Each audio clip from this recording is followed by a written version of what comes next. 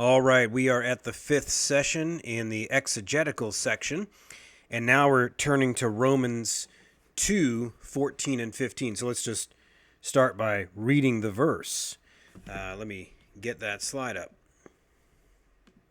Romans 2:14 and 15. For when the Gentiles, who do not have the law, by nature do what the law requires, they are a law to themselves, even though they do not have the law. They show that the work of the law is written on their hearts, while their conscience also bears witness, and their conflicting thoughts accuse or even excuse them. So, one option about this text that ought to be ruled out right up front is one that is brought up by the commentators I've mentioned before, Cranfield and Karl Barth. Whatever else is different about them, they at least agree on this. And it's going to seem like they're going to have a proof text to hang their hat on. And they're not the only ones, but there are those who see Paul's allusion here with the words written on the heart to be referring back to that promise in Jeremiah 31:33. In other words, this would be speaking about the new covenant revelation of law rather than a natural law to all mankind. And the way that chapter ends can seem to support this. So I have on this diagram a string of verses 13, 15, and then 27 and 29. You could see there's one who keeps the law, verse 27, and this is someone who is a Jew inwardly, verse 29. Now, Douglas Moo, in his commentary, rejects this view, nonetheless states that view more concisely and simply than its proponents wind up doing. So Moo says, quote, "Those who think that the Gentiles to whom Paul alludes are Christians generally connect verses 14 and 15 with verse 13. Paul now explains, in other words, that Gentiles, like Jews, can be doers of the law and hence justified. So, to put things more plainly, there's two basic ways to ground verses 14 and 15. You see by this diagram of the house, and those two things underneath are like a foundation. But those represents two different ways to ground verses 14 and 15. We can ground the statement in the question, how are the Gentiles transgressors of the law if they don't have the law? Or we can view it like this. We can ground it in the opposite.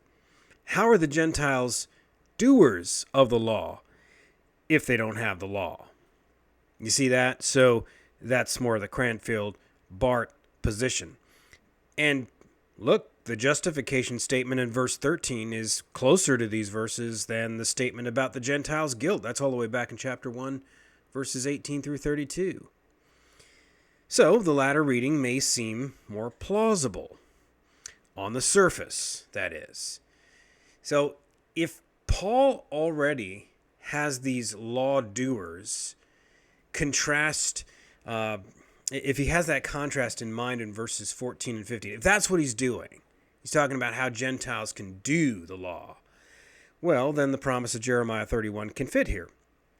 But the problem with that is that the contrast in chapter 2, verse 14 and 15 is still universal, just like it was in chapter 1. Just as in chapter 1, verse 18 through 32, that was universal about all mankind. So now the contrast is between all Jews and all Gentiles. What does he mean by Gentiles? Well, clearly he means all Gentiles here in verse 14 and 15. So the prospects of the true Jew being a doer of the word, that's really secondary, and it's added in the last part of the chapter as a rebuke. For F.F. Bruce in his commentary, quote, "Written on the heart can indeed be an echo of the prophecy of the new covenant in Jeremiah 31:33, and yet for Bruce, the notion that it refers to Gentile Christians scarcely suits the context." So in other words, you can use that language, you can borrow from imagery, and yet not be talking about the same thing. You can borrow imagery for another purpose. This is just common sense. But there's other bad renderings of this. For example, James D.G. Dunn of New Perspectives on Paul fame. Dunn's evasion is less obvious at first glance, but the clearest he comes to it is that, and these are his words, Paul is not asserting the existence of a natural law as such. The law in question is still the Jewish law. He is simply noting that there are Gentiles who, despite their ignorance of the law, give evidence of a moral sensitivity, which one would sooner expect to find in the people of the law. Well, this commentary is one piece of evidence among many that we need to spend some time defining natural law. We might ask Dunn why the Gentiles possess this moral sensitivity that he talks about. Or else, in other words, what exactly is this moral sensitivity? Well, it's nothing other than natural law. The failure to see that signals that the contemporary commentators do not have an accurate understanding of what natural law is to begin with. For example, other commentators will insist that verses 14 and 15 should be in parentheses, as one commentator says, verse 15 does not seem to link naturally with verse 16. Now, what is it about verses 14 and 15 that would strike some as so unnatural in the context of the rest of the chapter? Now, I realize there's a grammar issue here in the text, so some of this is about a grammatical construction, but that doesn't explain it all. This criticism usually goes beyond that. It is exactly the same as the problem my thesis seeks to address at the front end. So, what we're seeing here is commentators who are following in the stream of the misunderstanding about nature as a principle, treated in a subjective sense. The meaning has been entirely reduced to the subjective sense of nature, fallen nature, something to that effect. In the case of natural law, what that comes to mean is one of three things. Natural law is either what sinners can do with it, or secondly, what pagan cultures have done, or third, what pagan ethicists and philosophers say is right. When you hear criticisms of natural law, tell me you're not hearing one of those three things. People aren't treating it in an objective sense. But if such poor definitions had never arose, it wouldn't be strange in the least for Paul to be highlighting the reality of that law among the Gentiles in this place. Well, the whole of chapter 2 puts the Jews in the same dock as the Gentiles. So let's fast forward here.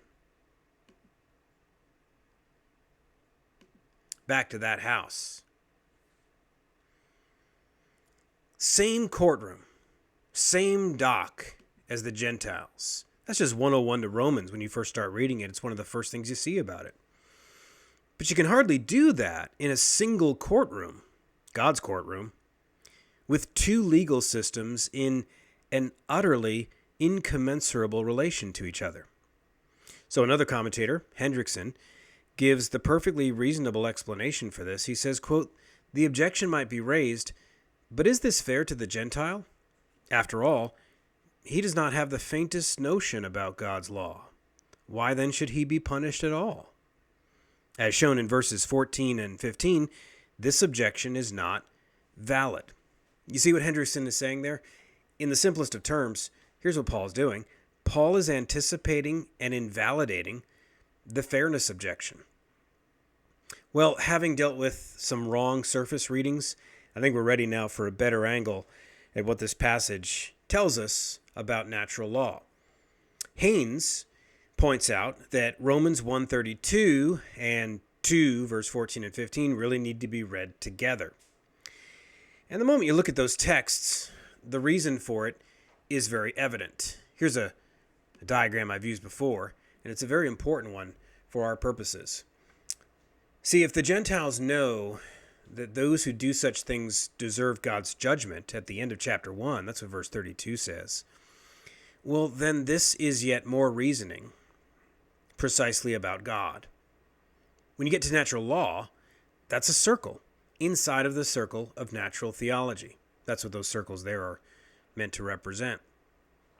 Natural law is a function, a species of natural theology, in that the objective moral natures pressing upon the Gentiles in chapter 2 are a subset, in this case divine justice, of the wider circle of objective theological natures that are pressing upon all mankind in chapter 1, verse 19 and 20, divine attributes. So big circle, divine attributes, smaller circle inside that, divine justice. The link between chapter 1, verse 18 through 32, and chapter 2, verse 14 and 15, is also important in remembering the medium through which this knowledge of God is communicated. So John Murray, in his commentary, adds, by nature, that phrase by nature, is contrasted with what is derived from external sources and refers to that which is engraven on our natural constitution. End quote. Analysis of the content of this knowledge is often straightforward, but sometimes a little too minimalist. For example, Ambrose simply says, quote, there is therefore something like the law of God which exists in the hearts of men. Luther cited the Golden Rule in Matthew 7:12 as a supporting text for the fact that the Gentiles had the same spiritual law, Luther says, or moral sense, which the Mosaic law represented. That's in Luther's Romans commentary. After all, why would Jesus appeal to as you would be done to in the Golden Rule? It's a principle too universal to be summarized by any one specific commandment in the law of Moses. And I think that brings up the matter of what exactly this law is. It's not the conscience itself, as we'll see, but conscience testifies to it. The expression written on the heart suggests moral knowledge, moral content. Well, let's bring in two 20th century Reformed people. Of course, we've already mentioned them. Cornelius Van Til and John Murray, faculty members with each other at Westminster. But the exact verbiage here, Van Til says, talking about Romans 2, he says, Paul does not here say that the law is written on the hearts of men. It is true that they have the law written in their hearts, but here we deal with man's response as an ethical being to this revelation of God. All men, says Paul, to some extent, do the works of the law. He says that they have the works of the law written on their hearts. Now, Murray, in his commentary, says the same almost verbatim. He says, quote, Paul does not say that the law is written upon their hearts, but instead, the work of the law is written in their hearts. The work of the law. Now, what's in view in distinguishing the works of the law versus the law itself as that which is written on the heart? Well, Murray says he refrains from this form of statement, Paul does, apparently for the same reason as in verse 14, he has said that the Gentiles do the things of the law, not that they did or fulfilled the law. So in other words, he's saying something like obedience, but not quite. But here's the point. Both Van Til and Murray wanted to maintain a distance between the forms of law, that which the Jews received versus that which was received by the Gentiles. And then secondly, the reality of conformity to it. Both the Jews and the Gentiles fell short. So Murray and Van Til want to draw a sharp distinction between those things. And I think on those points, the classicalist and the presuppositionalist readers of Romans 2:14 and 15 can agree. But what can we say about conscience, and what might that start to help us see? What's the conscience? Where does that come in? A lot of times people look at this text and say, well, here's a conscience text, and they don't make any further distinctions. Well, the word conscience is used here directly after the imagery of the writing on the heart. You see that? While their conscience also bears witness. Now, this doesn't come across as a parallelism, not a synonym. There's distinction. In other words, conscience is not being used by Paul as a synonym or just another way to unpack or or say that which is written on the heart. W.G.T. Shedd, who also wrote a commentary on Romans, weighs in here first on the writing itself. In other words, the writing on the heart. Shedd says, the apostle has in mind here the understanding and not the heart, the intellectual perception of law and not the affectionate love of it. So you see that dichotomy. And that's what caused Shedd to emphatically reject that Paul could be meaning that promise in Jeremiah 31:33, which is not merely the promise of information. You know the prophecy. It's not even just clearer information about the law, though it is that too. It's also a love for the law. But instead, Shedd says, this conscience co-testifies with the prescript of the law. The conscience is being talked about by Paul as co-testifying with that writing on the heart. So you see that distinction? There's an objective moral knowledge, but then there's also a subjective moral sense. You see that? Just recall that the same was true about the relationship in Romans 1 between reason in the sense of the subjective apprehension, the understanding in man, and nature, the objective unit of knowledge. And so if that's true about natural revelation and natural theology in general, well, it's going to be the same here. If conscience co-testifies, well, then something moral in us agrees with some objects of moral knowledge that stand over us all. That writing on the heart, it's not like God writes a different program in each moral computer. No, it's the same moral obligation that's written in the heart of all. Well, that was Shedd, and it looks like Murray has the same view, at least of conscience. And let me get back to Murray. Now, this is just him in his commentary. He says, conscience must not be identified with the work of the law written on their hearts. See, they're not the same. Conscience is parallel to it. For three reasons. So 3 reasons Murray gives. Number 1, conscience is represented as giving joint witness. This could not be true if it were the same as that along which it bears witness. 2, conscience is a function. It is the person functioning in the realm of moral discrimination and judgment, the person viewed from the aspect of moral consciousness. The work of the law written in the heart is something integrated in our nature. It's antecedent to the operations of conscience and the cause of them. 3, the precise thought is that the operations of conscience bear witness to the fact that the work of the law is written in the heart. So you see, it's almost like a syllogism. He takes those as his premises, these 3 reasons. 1, it's a joint witness. 2, one of those, the conscience, is the person functioning. And then 3 just puts those together. What Paul's saying is that functioning, that conscience is bearing witness along with the work of the law in the heart. Now, I would add a 4th reason to Murray's list. And my 4th reason is I'd make an argument from passages like Romans 14 and 1 Corinthians 8 and 9, if you know anything about those chapters, about matters of indifference. Remember that? Adiaphora. Matters of indifference, over which it is precisely stronger and weaker consciences that are at odds. Yet, Paul clearly teaches that in spite of Christian liberty and charity and all the rest of those lessons that we're supposed to get from those texts, there is nevertheless a more correct positions on those matters. Think of Romans 14:14. I know and am persuaded. In other words, Paul knows there's a right position, that the meat can't actually, pollute you and stuff like that. So it's not just stronger and weaker brothers floating out there and stuff like that. See what follows? This leads to the consequence that the stronger and weaker consciences exist on a spectrum of being nearer to and further from the actual substance of the law.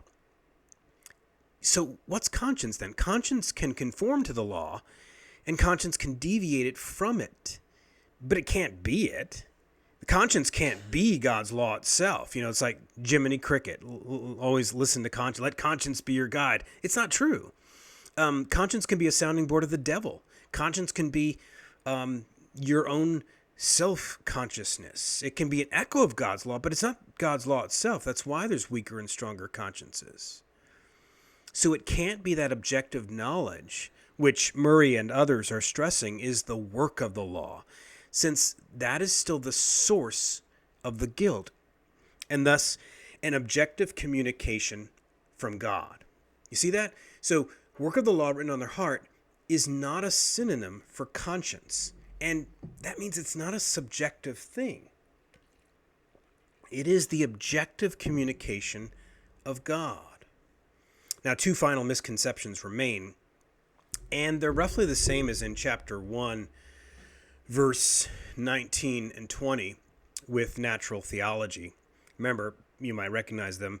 Number one, well, hasn't everything changed from the pre-lapsarian condition to the post-lapsarian state? In other words, sure, there was a moral law that's communicated in terms of natural law to Adam, and Adam knew it well. But after the fall, well, we don't know it. Well, we do know it. That's why Paul's bringing it up now. And then number two, the other misconception, isn't natural law the exaltation of moral autonomy, just as natural theology is the exaltation of rational autonomy? Well, we'll get a chance to answer this in countless ways after the exegetical section, but let me just hand it over to Wilhelmus à Brakel, another Reformed theologian, commenting on natural law and Romans 2 and so forth. Here's what Brakel has to say about all of the above. And this is just the standard Reformed position. He said, quote, "Man in the state of perfection had all this perfectly impressed upon his nature. And after the fall, this impression remained in all men, although imperfectly." So somebody wants to pounce and say, although imperfectly, yeah, see, it changed. It did. It was altered. We have a cracked lens. Nevertheless, the same light gets through. The object is the same. Brakel further presses down on the whole human autonomy question when he says, the foundation for being obligated to the law is not because reason teaches that something is either good or evil, for then it would not be the law of God, but a rational statement. Now notice that he is not denying that any such statement ought to be rational, but that what he is calling the foundation not be human reason. And even that's somewhat ambiguous, as we'll talk about in this whole thesis. But God, by his command, is the same author in the law of conscience as in the law to Moses. But of course, reason processes both. Just like when you read your Bible and read the law of Moses and the divine law, your reason's still processing that. So reason's processing both. Yet it is not reason that prescribes. Process versus prescription. Think of it like that. Or again, reason discovers, but it doesn't determine. As Brakel makes even more plain in the following words, our reason even originates with God, and he declares by means of it what his will is. Thus the heathen must judge as to whether a matter is evil, not because their reason affirms it to be so, but because God wills it and makes his will known to them by means of their reason, that is, by means of the light of nature. So in other words, what Brakel's saying here is not what Kant would say 100 years later, not that kind of goodwill or that moral reason that dictates things, not at all. But you can't go around reason.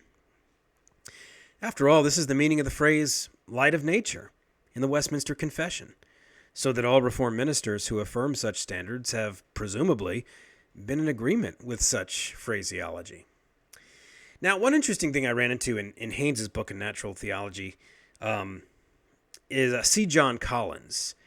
We had to read one of his books, actually, Collins, in a PRTS class. It's his commentary on Genesis 1 through 4. And though I would disagree with him sharply on some things in that book, Collins here makes the argument that three expressions in chapter 2, verse 14 and 15 are echoes of Aristotle.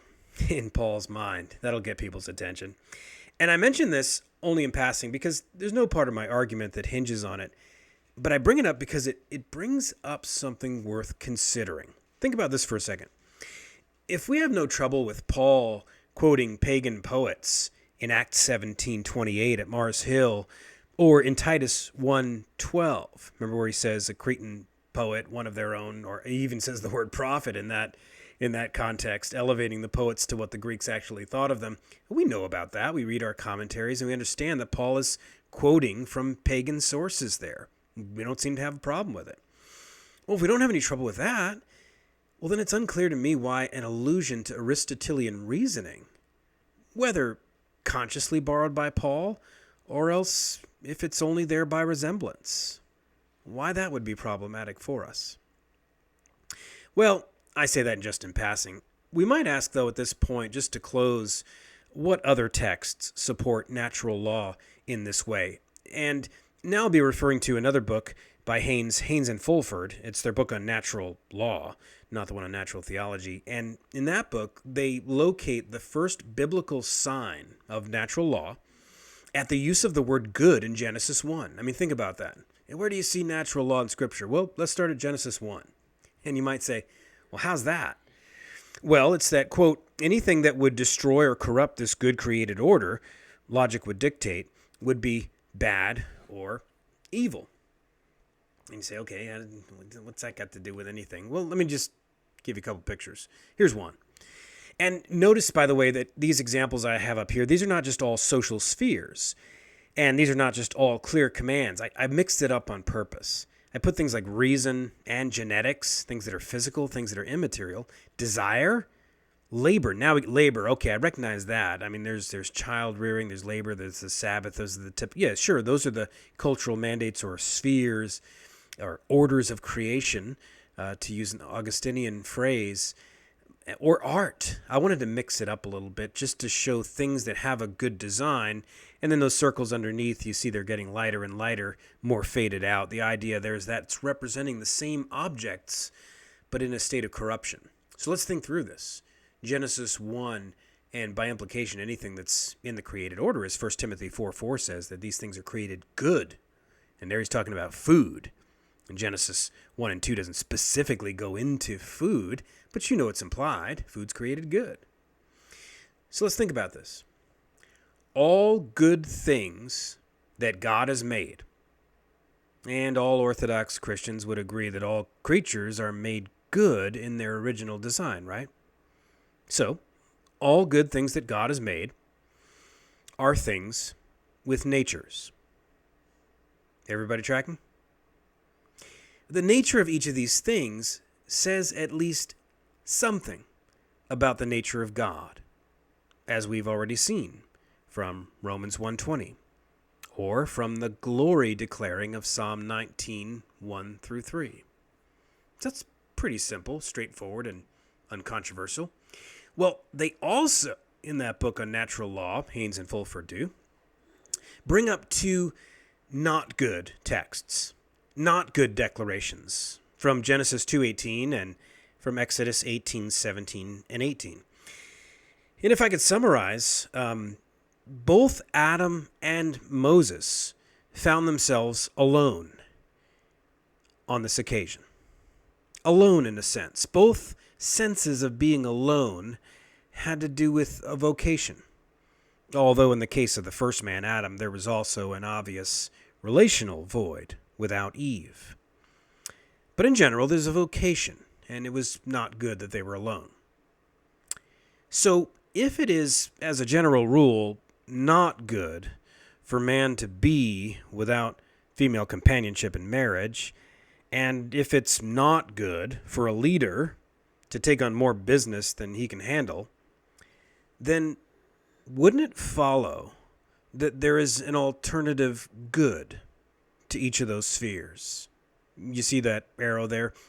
If there's a not good, well, then there's a good. But a good what? Such spheres or arrangements or relationships are just more of what the classical metaphysical outlook would have included under the category objects with natures.